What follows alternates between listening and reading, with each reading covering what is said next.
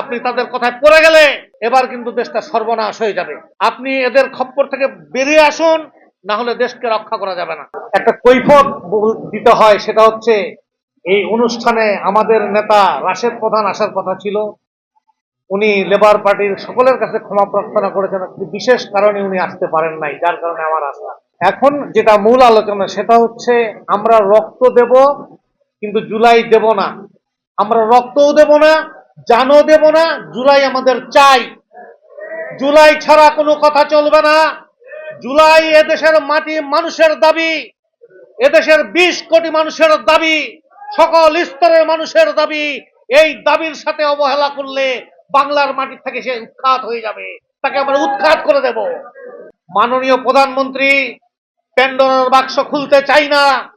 1996 সালে আপনার আম্মাজানকে এইরকম ভুল ভ্রান্তিতে ফেলে দেওয়া হয়েছিল, বলা হয়েছিল আপনার মায়ের কণ্ঠ দিয়ে যে শিশু এবং পাগল ছাড়া আর কেউ কিছু ওই যে বিষয়টা ছিল তত্ত্বাবধায়কের, আপনার মায়ের যে এই অবস্থান সৃষ্টি হবে সেদিন আমরা আগেও বুঝতে পেরেছিলাম, পরেও বুঝতে পেরেছিলাম। কারণ আপনার মায়ের পাশে যারা এই পরামর্শটা আপনার মাকে দিয়েছিল তারা ছিল ভারতের দালাল, শয়তান, ইবলিশ, স্বার্থ শিকারী, পরনির্ভরশীল, ব্যক্তি কেন্দ্রিক, ভারতের 5 পদলেহী শয়তানের বাচ্চারা আপনার মাকে সেদিন এই দুর্দশায় ফেলে দিয়েছিল।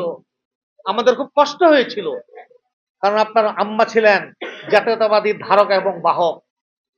কিন্তু শেষ পর্যন্ত ওই দালাল চক্রের কারণে আপনার আম্মা ওখানে দাঁড়িয়ে থাকতে পারেন নাই, এবং দাঁড়িয়ে থাকতে না পারার কারণে সেদিন জাতীয়তাবাদী রাজনীতির যে ক্ষতি হয়েছে সে ক্ষতি এখনো আমরা পুষায় নিতে পারি নাই।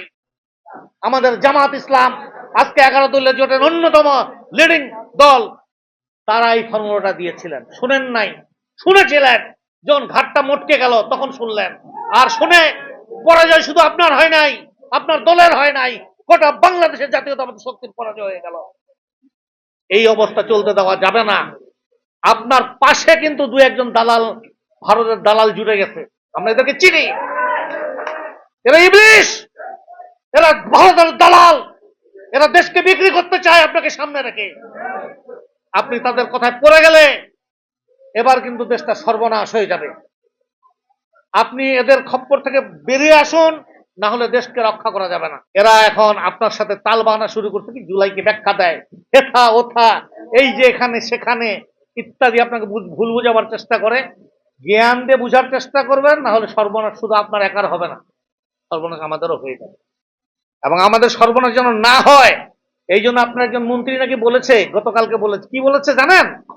উনি নাকি উনাদের কথা যদি মতো যদি দেশ না চলে, উনি নাকি আঙ্গুল বাঁকা করবেন। আরে বেটা গর্ধবের বাচ্চা, আঙ্গুল তো বাঁকা করে মানুষ ঘি খাওয়ার জন্য, তোর আঙ্গুল বাঁকা করতে হবে না, বাংলাদেশের মানুষ তোর হাত বাঁকা করে ছেড়ে দিবে।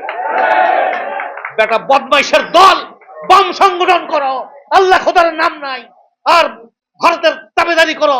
এই অবস্থা চলতে দেওয়া যাবে না, এবং এই অবস্থা চলতে দেওয়া যাবে না বলে আজকে এই যে মোস্তাফিজুর রহমান আমাদের ইরান ভাই যে আয়োজন করেছে, এই আয়োজনের মধ্য থেকে আওয়াজ উঠুক, গোটা বাংলাদেশে, টেকনাফ থেকে তেতুলিয়া, রূপসা থেকে পাথুরিয়া, আওয়াজ একটাই, জুলাই সনদ বাস্তবায়ন করতে হবে।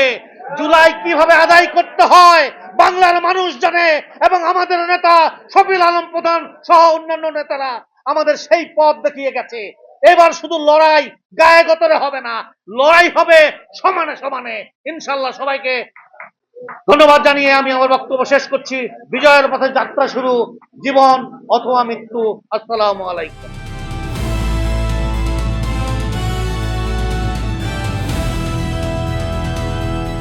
দিনাজপুর টিভি, মানুষের জীবনের কথা বলে।